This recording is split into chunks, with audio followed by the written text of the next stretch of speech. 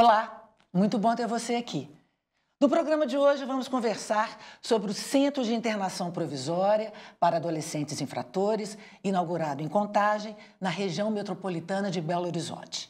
Aqui no estúdio eu tenho as companhias da promotora de Justiça da Infância e Juventude Infracional de Contagem, Anelisa Cardoso Ribeiro, e da subsecretária de Atendimento Socioeducativo da Secretaria de Estado de Justiça e Segurança Pública do Governo de Minas, Gisele da Silva Cirilo. Agradeço muito a presença de vocês, é muito bom recebê-las aqui. Doutora Anelisa, o Centro de Internação Provisória em Contagem surgiu a partir de um acordo que foi firmado entre o MPMG e o Governo de Minas. Foram mais de 2 anos de negociação. Queria, então, que você contasse como que foi esse processo. Bom, cheguei em Contagem no ano de 2021 e havia sido encerradas, as atividades da antiga DOPCAD, que era uma delegacia especializada na infância e juventude, que era um sistema híbrido, que ela tinha alojamentos para que os adolescentes internados provisoriamente pudessem ficar, com agentes socioeducativos vindos do Estado e também a sede da delegacia, com a estrutura da Polícia Civil. Mas, diante dos vários gargalos e problemas que foram surgindo nessa antiga DOPCAD, como superlotação, alguns problemas de adolescentes agredindo adolescentes, entendeu-se por bem encerrar as atividades, para que a gente pudesse instalar na comarca o Centro de Internação Provisória desses adolescentes, que é um sistema exclusivamente regido pelo Estado, com várias intervenções próprias do Estatuto da Criança e do Adolescente. Então foram quase 3 anos, Cris, de tratativas, sentando, conversando com a subsecretária, com a Advocacia Geral do Estado, com vários atores da SUASE, da SUPEC, para que a gente conseguisse chegar num denominador comum. Para além do Centro de Internação Provisória, a gente negociou também a instalação de uma casa de semiliberdade na comarca de Contagem para acolher os adolescentes em cumprimento de medida socioeducativa de semiliberdade, que é uma medida em meio fechado, mas ela não é tão drástica quanto a internação. Então, a casa de semiliberdade, os adolescentes ficam lá, ou seja, eles não, por exemplo, prestam serviços e voltam para sua residência. Eles ficam lá um tempo reclusos, depois eles vão evoluindo para saídas externas, inclusão em cursos profissionalizantes, esportivos e assim sucessivamente até alcançarem, progredirem de medida, digamos assim, vão para uma liberdade assistida, enfim. Mas é menos drástico que uma internação provisória. Além desses 2 equipamentos, a gente também negociou com o Estado a instalação de instrumentos preventivos, que são o Se Liga e o Fica Vivo. E nessas tratativas a gente conseguiu incrementar o Fica Vivo na comarca de Contagem e também incrementar o Se Liga para atender os adolescentes da comarca de Contagem. Mas a gente ainda teve um plus, com a participação do Dr. Márcio Rogério, da doutora Paola, que é a nossa coordenadora do Centro Operacional de Apoio da Infância e da Juventude, e o Dr. Márcio Rogério, que é o promotor de Justiça de Belo Horizonte, que coopera com a doutora Paola. Então, a gente ainda conseguiu instalar unidades de Fica Vivo e Se Liga, e centros de mediação em várias outras regiões do estado de Minas Gerais, como Governador Valadares, Montes Claros, salvo me engano, na região de Ipatinga. Então, assim... Pois é, um acordo com várias medidas. Gisele, queria que você falasse da importância, então, desse acordo. Esse acordo inaugura um momento inédito no sistema socioeducativo do Estado de Minas Gerais. O SINASE, o Sistema Nacional de Atendimento Socioeducativo, que implementa este tipo de atendimento ao adolescente em conflito com a lei, existe desde 2006. O que temos em Minas Gerais, como que tínhamos em todos os estados da federação, na sua quase totalidade, era um cenário de superlotação, era um cenário de estruturas inadequadas, tanto do ponto de vista da estrutura física, quanto do ponto de vista do quadro de profissionais necessários para o atendimento adequado ao adolescente. E esse acordo, ele é muito simbólico. A doutora Nelisa fala sobre os casos específicos de Contagem, mas ele é um acordo muito simbólico e muito mais amplo de um investimento do governo do estado de Minas Gerais de trazer o sistema mineiro para a adequação metodológica e normativa desse sistema. É a oferta de estruturas adequadas, de estruturas que possibilitam que o adolescente cumpra essas medidas no seu território, de maneira próxima às suas famílias, e que capilariza o sistema no estado e, portanto, resolve de uma maneira muito qualificada o que era o maior desafio do sistema por mais de 10 anos, que era a perspectiva da superlotação. Então, é algo que veio ao encontro de uma demanda histórica do sistema socioeducativo e que demonstra a capacidade que as políticas públicas têm de avançarem num esforço conjunto. Desde 2021, o Poder Executivo tem trabalhado de maneira muito ombreada, muito articulada, com o Ministério Público, com o Poder Judiciário, com o Sistema de Garantia de Direitos. Isso, indiscutivelmente, trouxe resultados fantásticos para o sistema socioeducativo e os equipamentos de Contagem são um exemplo. Doutora Nelisa, de onde vem o recurso? Então, diante desse problema que a gente tinha com a DOPCAD, né, com a antiga DOPCAD, com essa superlotação, como a própria Gisele já retratou aqui, muitos adolescentes precisavam ser transferidos, era solicitada vaga pelo Poder Judiciário ao Estado e essas vagas não eram fornecidas. Isso nos idos de 2013 a 2015 e 2016. Em razão da negativa do Estado, né, em fornecer essas vagas a tempo e modo, eram propostas ações civis públicas pelo Ministério Público para que esses adolescentes fossem transferidos, né, assim, imediatamente. O juiz da comarca, ele deferia esses pedidos e fixava multas em caso de descumprimento. Multas diárias. Então, a depender do prazo de descumprimento do Estado, ou seja, o menor às vezes era transferido em 10, 15 dias, essas multas iam se somando. Então, a gente chegou num valor aproximado de 500 milhões, um valor aproximado. E a partir desse montante que seria destinado para o Fundo da Infância e da Juventude de Contagem, a gente sentou com o Estado e falou, vamos fazer desses valores já, né, assim, serviços, implementação de políticas públicas, porque eu acho que é isso que é importante, né, assim, não é o dinheiro ir para fundo X ou fundo Y, é a gente ver a política pública acontecendo. Então, a partir desses valores é que a gente sentou para conversar e aí fomos evoluindo nessas tratativas e, como disse a Gisele, veio esse acordo alvissareiro aí para Contagem e para todo o estado de Minas. A gente faz agora a nossa primeira pausa, é muito rápida, voltamos já já.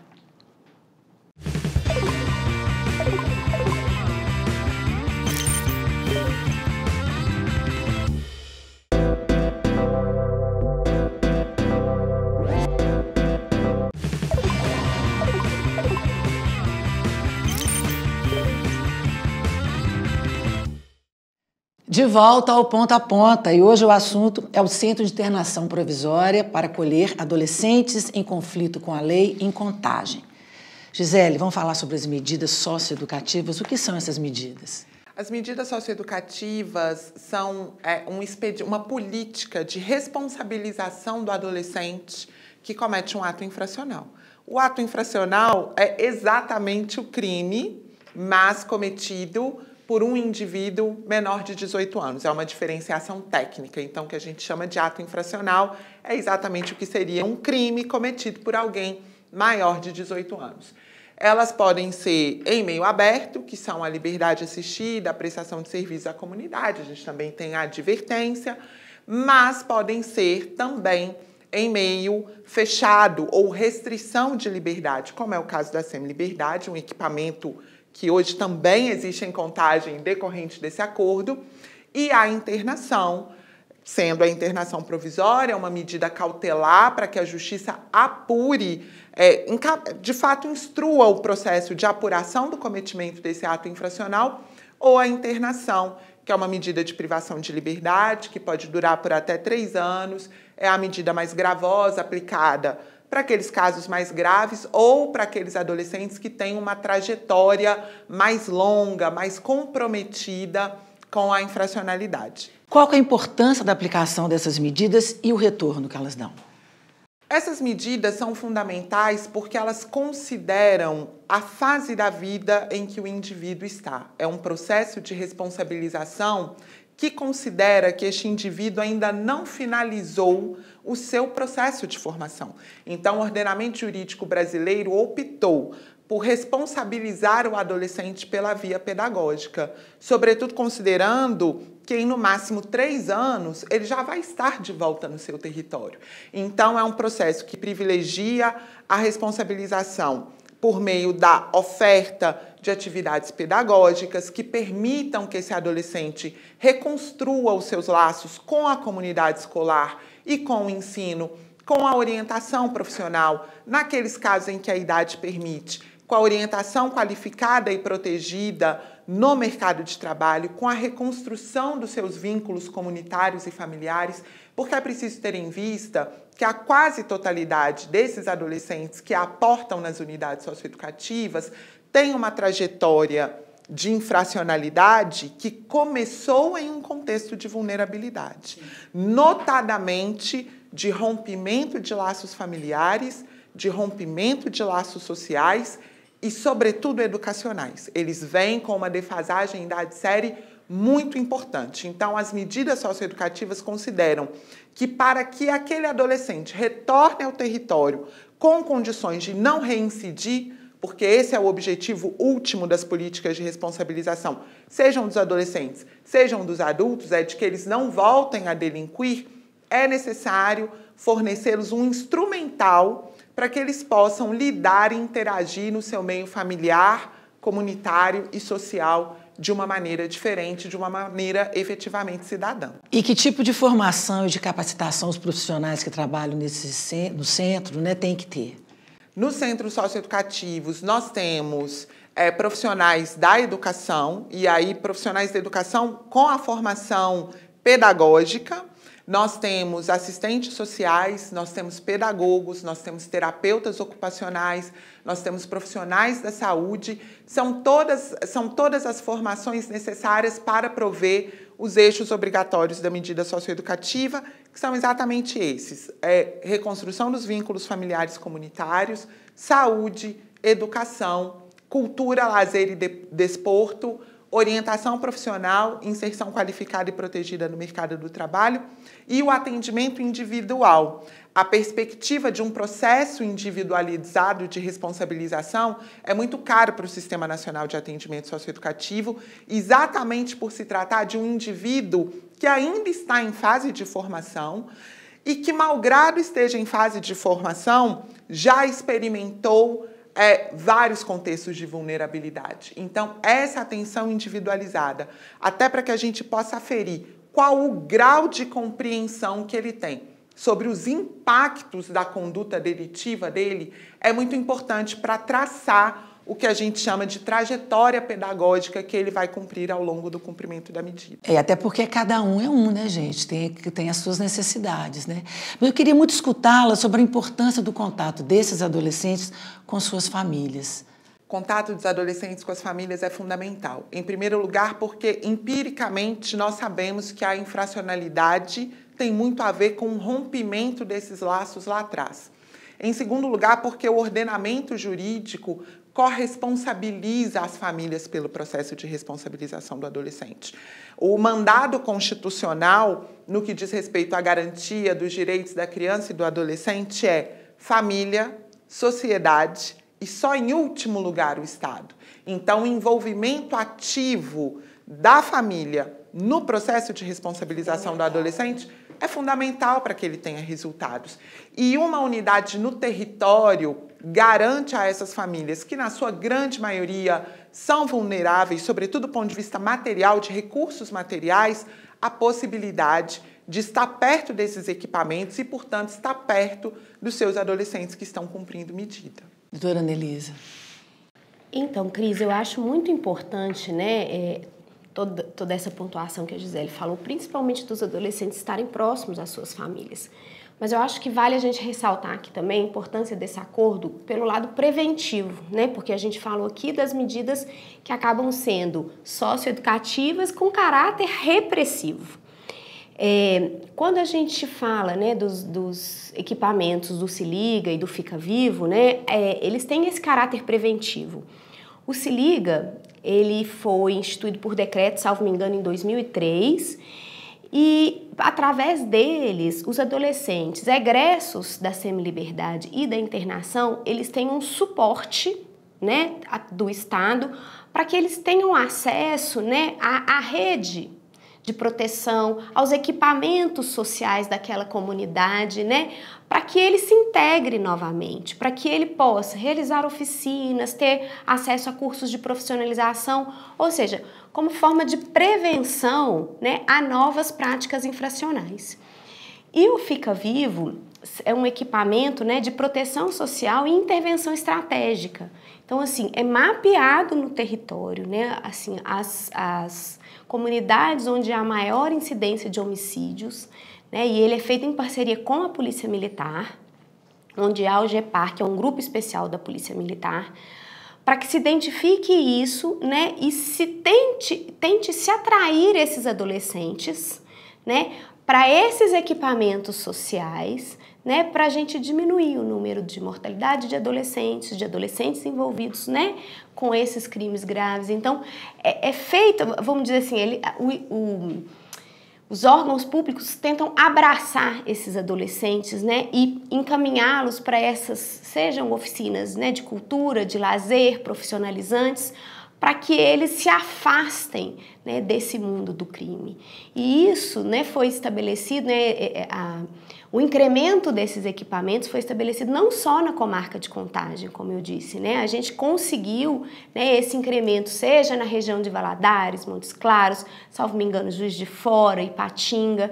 Então, assim, eu acho que é muito importante, como disse a Gisele, né, uma reparação histórica para a comarca de Contagem, a criação desses equipamentos físicos, né, como o CEIP, que é o Centro de Internação Provisória, e a instalação da Casa de Semiliberdade na comarca de Contagem, mas também eu acho que da mesma importância, se não mais, né, a criação desses equipamentos de prevenção, para que a gente traga esses adolescentes para conhecer cultura, lazer, educação, profissão, né, assim, que eles têm alternativa ao mundo da criminalidade.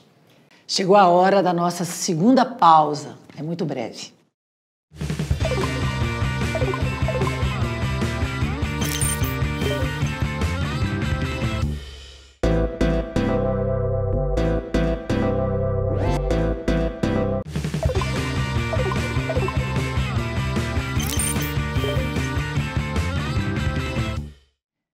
O Centro de Internação Provisória para Adolescentes Infratores, inaugurado em Contagem, é o tema de hoje do Ponta a Ponta. Gisele, em Minas, existem, então, quantas unidades de segurança para os adolescentes? Em Minas, hoje, são 42 unidades, entre casas de semiliberdade, unidade de internação e centro de internação provisória, dispersos aí pelas mesorregiões mineiras. Quais são os delitos mais frequentes e qual que é o gênero predominante? São mais adolescentes, homens? O gênero predominante é o masculino. Nós temos cerca de 96% da população do sistema socioeducativo. 96%? São homens. Esse percentual é quase idêntico à da população do sistema adulto. E os atos infracionais mais praticados, os mais preponderantes, não só em Minas, mas no Brasil inteiro, são aqueles cometidos contra o patrimônio, portanto, furto, roubo e também o tráfico de drogas. Infelizmente, tem aí historicamente despontado no ranking das infrações mais cometidas. E quais são os projetos para a criação e ampliação de novas unidades, de novas vagas no Estado? Como eu disse, esse é um momento histórico no Estado de Minas Gerais em termos de compromisso da administração com o investimento nesse sistema. Desde o ano de 2021, e aqui contando as vagas de contagem, foram implementadas cerca de 200 vagas em todo o estado, contando com unidades novas e unidades antigas que foram reestruturadas e que foram adequadas ao padrão do Sistema Nacional de Atendimento Socioeducativo. E até o ano de 2026 temos a previsão aí, entre equipamentos de semiliberdade e equipamentos de internação, de mais 340 vagas, adequando, portanto, o sistema socioeducativo mineiro à amplitude geográfica do Estado. Essa é a maior necessidade hoje, até mais do que o número de vagas propriamente dito, mas é garantir equipamentos com a qualidade do Sistema Nacional de Atendimento Socioeducativo e que permitam que os adolescentes cumpram medida o mais próximo possível das suas famílias e dos seus territórios. Quais são os maiores problemas hoje que as unidades enfrentam? Nós vencemos, desde 2019, o problema da superlotação, a grande questão histórica da superlotação. Então, o desafio a que vemos fazendo frente hoje com bastante sucesso é, de fato, de adequação das estruturas, que eram estruturas antigas, eram estruturas vetustas e bastante prejudicada por esse cenário histórico de superlotação.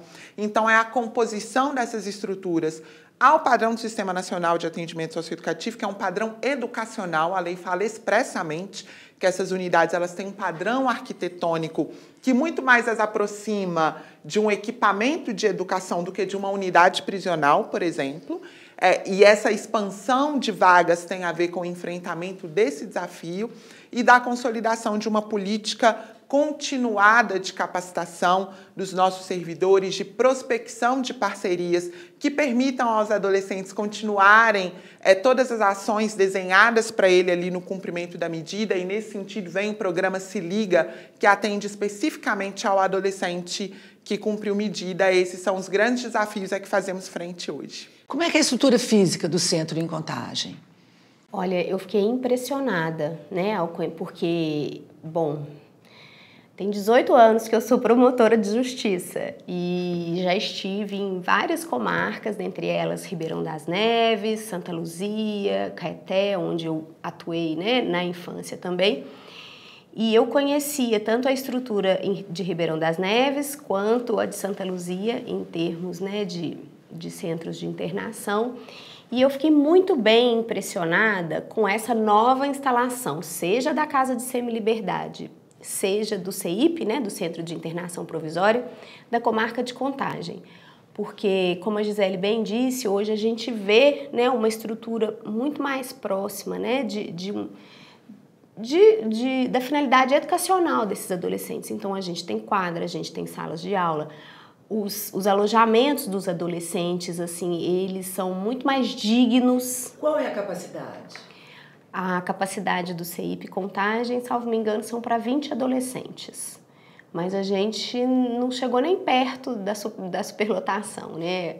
E qual é o tempo de permanência dos adolescentes? Eles permanecem, a lei determina que eles podem permanecer internados provisoriamente por até no máximo 45 dias, que é o tempo em regra que a gente tem para instruir esse processo infracional, né? Então, a partir da representação até a sentença, que vai determinar ou não uma internação, uma prestação de serviço. Então, eles ficam ali por, no máximo, 45 dias. Eu ia perguntar justamente quais são os critérios que vão determinar, né, a internação dos adolescentes. Em regra, né, assim, a gente tem os atos infracionais cometidos com violência ou grave ameaça que acabam por gerar os pedidos de internação provisória. Então, assim, muitas vezes ligados ao latrocínio, roubo, crimes de homicídio, né?